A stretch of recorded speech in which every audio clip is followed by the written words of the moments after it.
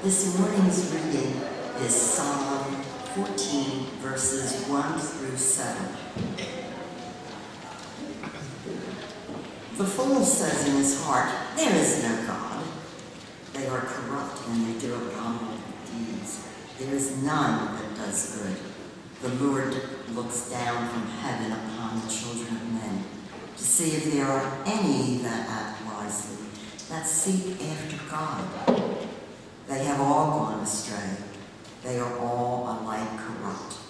There is none that does good, no, not one. Have they no knowledge, all the evildoers who eat up my people as they eat bread, and do not call upon the Lord? There they shall be in great terror, for God is the generation of the righteous. He would confound the plans of the poor, but the Lord is his refuge. Oh, that deliverance for Israel will come out of Zion. When the Lord restores the fortunes of his people, Jacob shall rejoice, Israel shall be glad.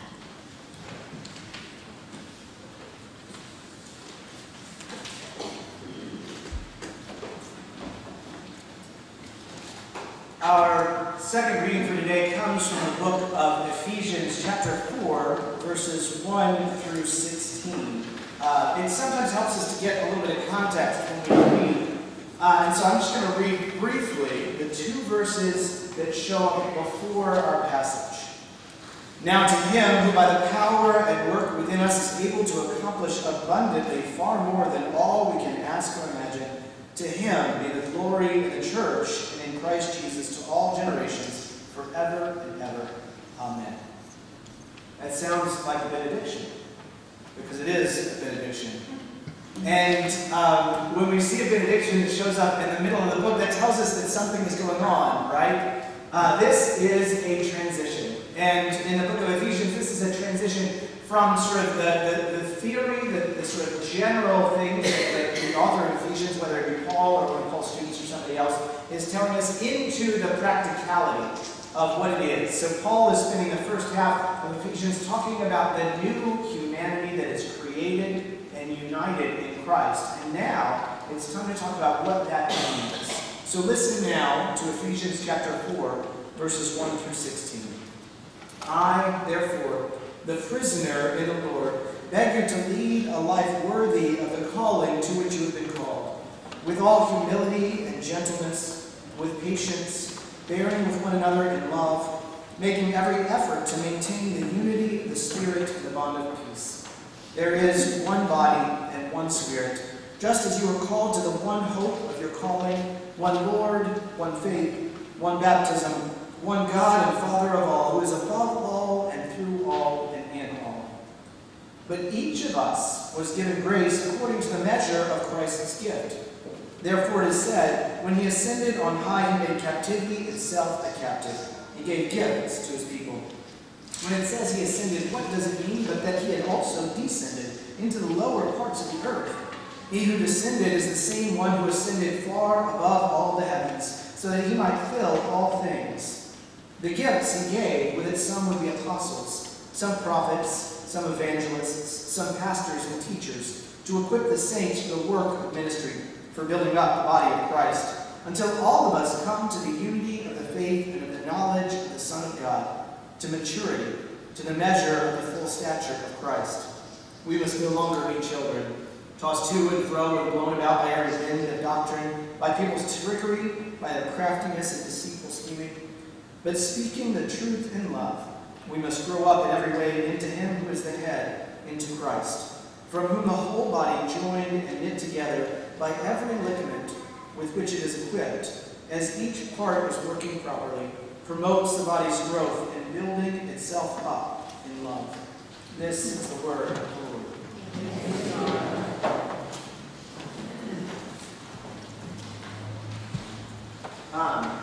So I'm realizing now, as I stand up before you, that I'm about to use a metaphor that maybe is not so universal as it feels to me. That is, you guys read a lot of dry academic theology books? No?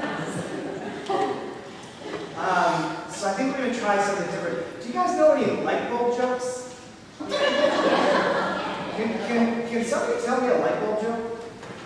Yeah. How many people does it take to change? Wait a minute. How many conductors does it take to change a light bulb? How many conductors does it take to change a light bulb? Yes. I don't know. Only one, but no one's watching. Only. Does anybody know another one?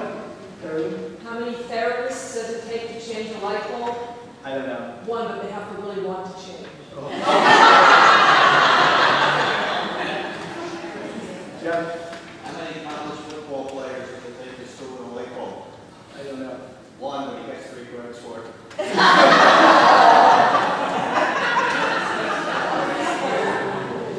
That was how many college football players does it take to screw in a light bulb? One, but he gets 3 credits for it. Do we have any other ones? Over here? Oh, Marilyn. How many trumpet players does it take to change a light bulb? I don't know. 4. 1 to change it, and 3 to tell how much better they would have done. Here's my light bulb joke. How many Presbyterians does it take to change a light bulb? Change?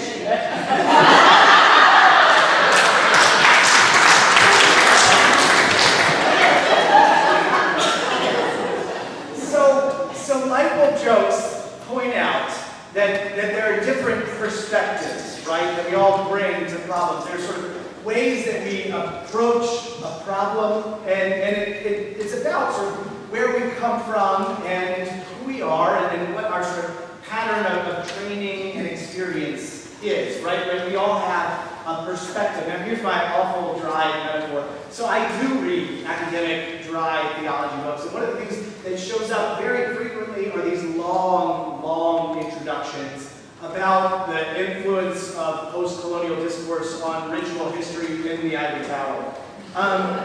And they're easy to skip because you think, well, that's not what I'm here for. I'm not here for the history of post-colonial discourse. I'm here for, Bible stuff, right? Tell me about Dr. Mark. Don't tell me about like a Marxist-Leninist dialectic. But the thing about it is those introductions help us see the perspective of the theologian that's coming to the problem, right? They give us the background. They essentially, and maybe this is a shorter way that academic tones can do it, they tell us the light bulb joke. They give us a sense of what that particular way of looking at a problem gets us to. Personally, in seminary, the theologians that I loved to read the most were feminist theologians, because they were ones who were concerned with who is left out of this story. Who are the voices that are unheard, and how do we listen to the voices that are unheard? And feminist theologians also often go even further than some of the sort of more traditional, dry academic folks. They'll tell you where they grew up and where they came from, and whether they were from a well-to-do family or a working-class family, what sort of education levels were expected of them. And all of these they share because they help us to understand where they're coming from. And that's a truth. Everybody's got somewhere that they're coming from. And where you're coming from has an influence on where you're going, right? If you're a lawyer, you will see things in terms of the law. You'll see problems that you need to deal with in terms of the law. If you're an engineer, you'll see things in terms of engineering. You'll think about things in terms of how your particular way of solving problems causes you to do something. And that affects the way that we end up going.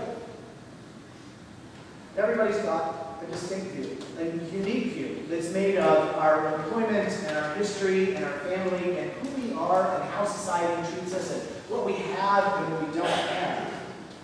Problems arise when we try to pretend that these sorts of perspectives don't exist. And problems arise in reading the Bible, especially when we pretend that these don't exist.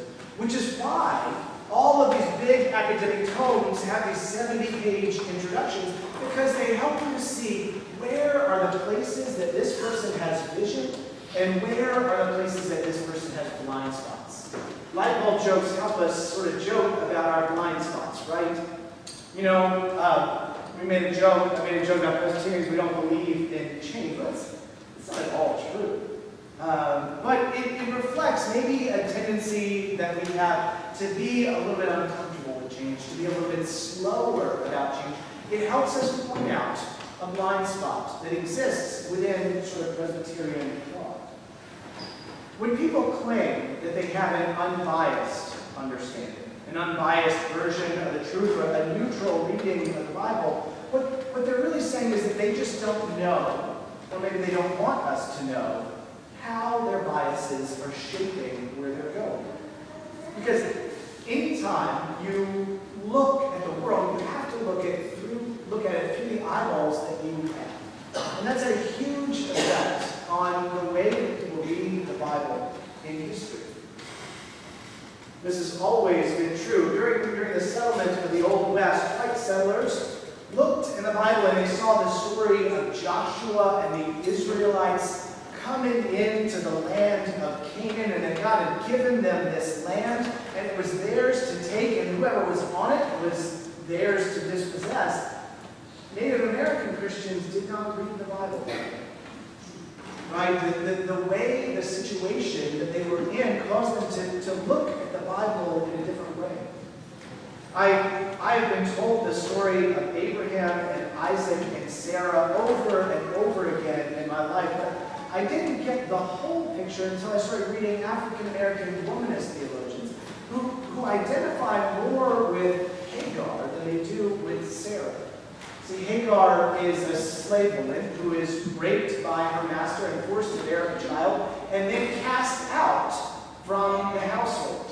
And for women that grew up in a history of slavery where their households were broken and they were often cast out and alone with a child with no one else to help them, Hagar's story is much more profound and true. And the God truth that they see in that story of Hagar is that God does not forget anyone.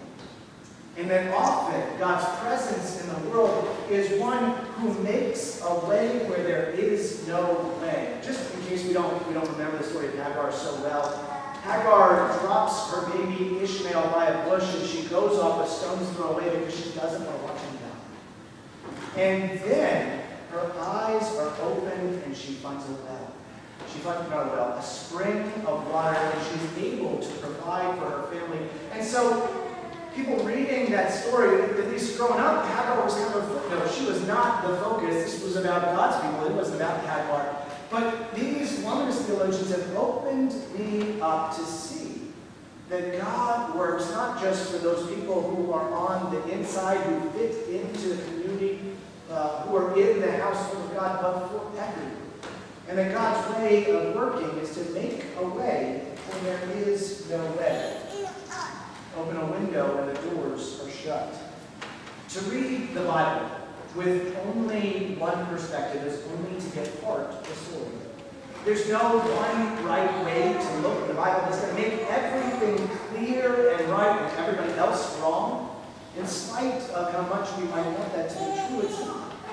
Instead, there are a myriad of ways to read the text. There are as many ways to read it as there are eyeballs. Each one of us is only a part of the puzzle. And the solution is not for us to try to erase our differences or focus only on having common ground together, but instead to remark, to note, to make our light bulb joke so that we know what our blind spots are and where our light is, where we can reveal light in the world. The solution is to read the Bible together. One of the things you're never going to hear me say is bring your Bible to church. This is a practical thing. We have Bibles, so you don't need to bring your Bible to church. But it also reveals a mission thing about us. The reason that we have Bibles here in the pew is because the work that we do together is to read the Bible together. The Bible isn't yours, it's ours. It is good for you to have a Bible. Don't get me wrong. I don't want people to get rid of it. You should have a Bible and you should read it alone by yourself so that you can understand what God is saying to you in your life from your perspective. But we learn more. And our understanding of what God is doing is enhanced when we come together and read the Bible together. There are things that I do not understand. I'm a city boy. I grew up a city boy. I know nothing about sheep. Sheep come up a lot in the Bible. And when I was in Texas, I knew a lot of people that knew a lot about sheep. And so I could say things about sheep coming from the pulpit, and they would look at me and they'd be like, no, that's not how sheep are. And so I needed that perspective, right? I needed somebody who knows something about sheep to help me understand all of these passages about sheep. Each of us can come to the Bible and we bring something. We bring our eyes and our hearts and our history. Everybody is coming from somewhere. But everybody's going somewhere too, right? And coming from somewhere and going somewhere is a good transition to make for us to get into the Bible. Ephesians, at this moment, I mentioned this is that hinge moment in the book of Ephesians. We start with where we're coming from and we move into where we're going.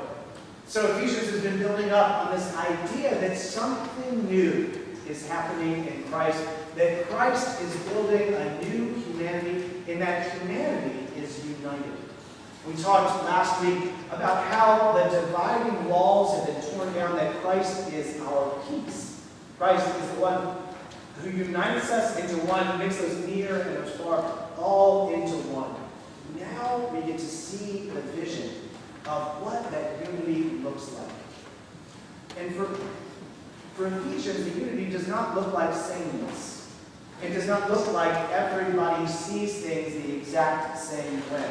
Everybody has the exact same talent. It is not a puzzle where all of the pieces are the same piece. Instead, what Paul tells us is that there is one body, there is one God, there is one calling, there is one hope that we all have, but each of us has been given gifts, and the gifts are different. There are those who have been called to teach, there are those who have been called to pastor, there are those who have been called to prophesy, there have been those who have been called to make sure that the air conditioning works so that we can all come together. All of these things are part of who we are, and each person is a part of this greater work that we have together. We often compare it to a body, right? Each of the body parts has its own function. There's that famous passage in Romans, one body, many members. Each of us is a part of something bigger than ourselves. And if we were all elbows, we wouldn't be able to do anything. But if we didn't have any elbows, nobody would be connected to what their hands were doing. In Christ, then, we are all one. But that oneness is revealed in the diversity, the community of God. Now, there's a tendency, especially among Christians on the progressive end of things, to unite ourselves in praise of diversity, but that's not exactly what we're called to do. We are called to be a diverse body, because diversity enables good ministry. The more eyes that we have, the more perspectives that we have, the more clearly we can see the work of God in the world. And it's possible that good ministry might not be possible without some degree of diversity, because our blinders are just too narrow. But the model that we get in the Bible is not of people gathered together to be diverse, but it is diverse people gathered together to be one, to be part of one ministry, to be part of one body. That is to bring each of their distinct and different and unique perspectives into the world and share them in such a way as to get to the same place together. So, at the center of our worship space, and at the center of a number of worship spaces, you will find the cross. But up here behind the cross, we have this stained glass window, right? And it's a beautiful piece of work. And we're surrounded by stained glass. If we look all around us, we have on this side, and in the back. In our 5-year plan, one of the things that we'd like to do is to light up these back windows so they can be seen from the street. And if you look at any of the stained glass windows, whether they are the ones nearer to you or this one up here, you'll notice that each piece is different, right? Each piece has its own color and has its own shape. But when they come together, they make something beautiful. This stained glass window is an image of the walk to Emmaus, in which Jesus is revealed to two followers of Jesus in the breaking of the bread.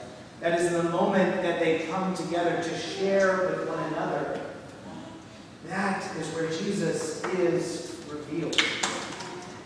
And for us, that's who we're called to be and what we need to be. Not to be colorless, square window panes that just reveal the truth and nothing but the truth, because that doesn't exist in our world. All of us has some unique color that we bring to the world, and if we have any sense, we'll be looking for the beauty and the unique color that other people have in our world.